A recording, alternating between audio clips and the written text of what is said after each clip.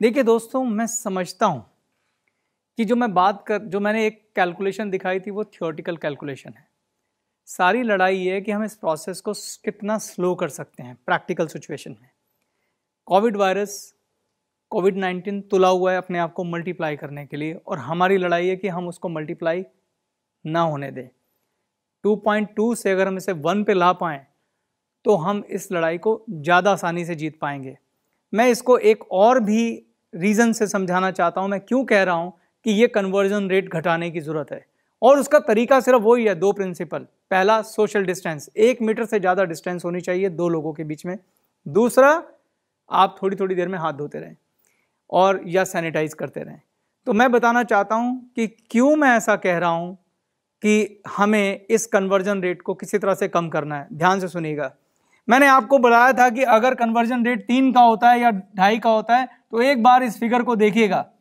1, 3, 9, 27, 81, कितना 729, 2187,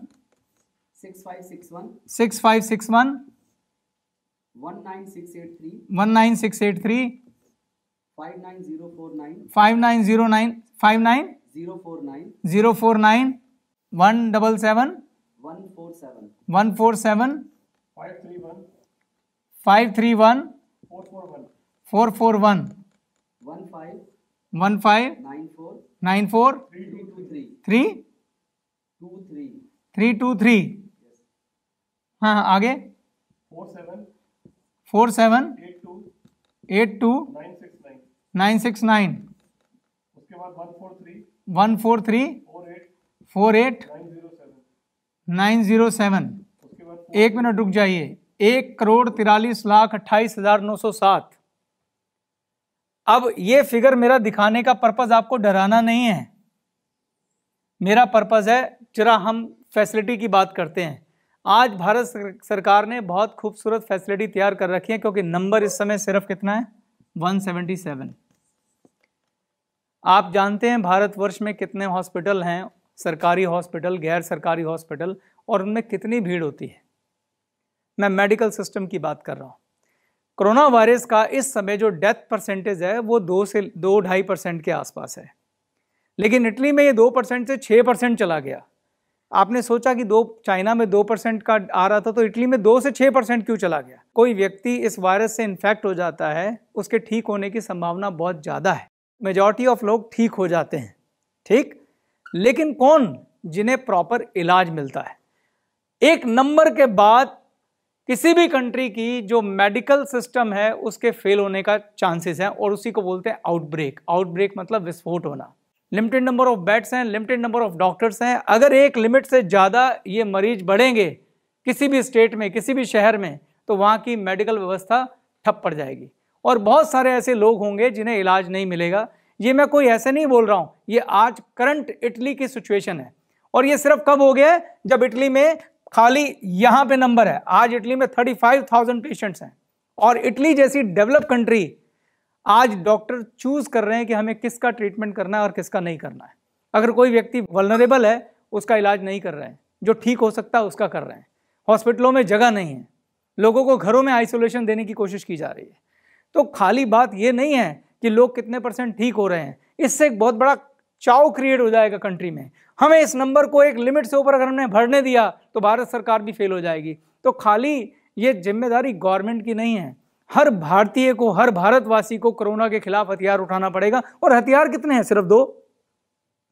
क्या हम अपने आप को 14 दिन के लिए आइसोलेशन में नहीं डाल सकते? क्या हम अपने आप को इतना कंट्रोल नहीं कर सकते कि हम पब्लिक मीटिंग्स ना करें, हम एक साथ बहुत सारे लोग ना रहें सिर्फ 14 दिनों के लिए? ये डिस्टेंस हमें 1 मीटर की जो मेंटेन करनी है, और लगातार हमें बार बार जो हाथ धोने हैं, अगर हम ये पूरा भारत करेगा तो हम कोरोना वायरस को हरा लेंगे। अगर हमने नहीं किया तो गवर्नमेंट भी कुछ नहीं कर पाएगी। इसके लिए हम सबको गवर्नमेंट बनना पड़ेगा, हमें सबको एक्शन लेना पड़ेगा, क्योंकि हमारी मेडिकल फैसिलिटी चरमरा जाएगी। कितने डॉक्टर्स ले आएंगे, कितनी दवाइयाँ ले आएंगे, कितने बेड्स ले आएंगे? लड़ाई हमारी और कोरोना की है। उसके लिए अगर एक कोरोना के इतने सारे लोग और गवर्नमेंट छोटी सी कैसे लड़ेगी? हम सबको लड़ना पड़ेगा। तो हथियार सिर्फ दो ही हैं, डिस्टेंस और दूसरा क्या है? बार बार हैंड वॉश करना। अगर हम ऐसा कर पाए, आपसे मेरी एक रिक्वेस्ट है, आप सब लोग क्या करिए, माइक्रोसॉफ्ट ने एक ट्रैकर लॉन्च किया है, कोविड-19 ट्रैकर। आप एक बार देखिए पूरे वर्ल्ड में क्या डेटा चल रहा है। जो कंट्रियां इन रूल्स को फॉलो कर पा रही हैं किसी भी तरीके, बाय हुक और बाय क्रुक, उन्होंने अपने इस जो रेशो को कम ही नहीं किया, नेगेटिव भी कर लिया।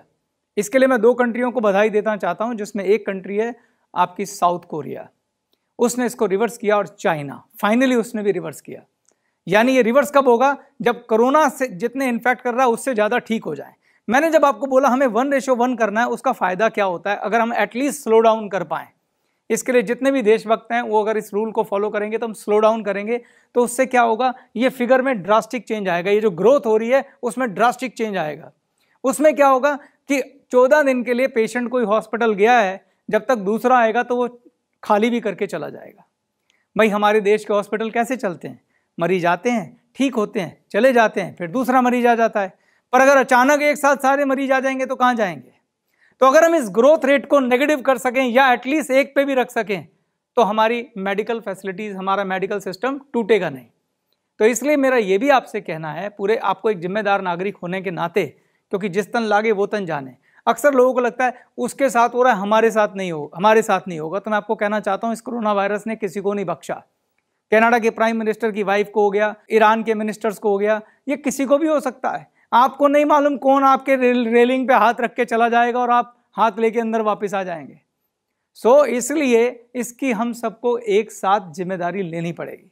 इसके साथ मैं उन सभी डॉक्टर्स को, जो भारतवर्ष के डॉक्टर दिन रात इस समय इसमें लगे हुए हैं, उनको बहुत धन्यवाद देना चाहता हूं।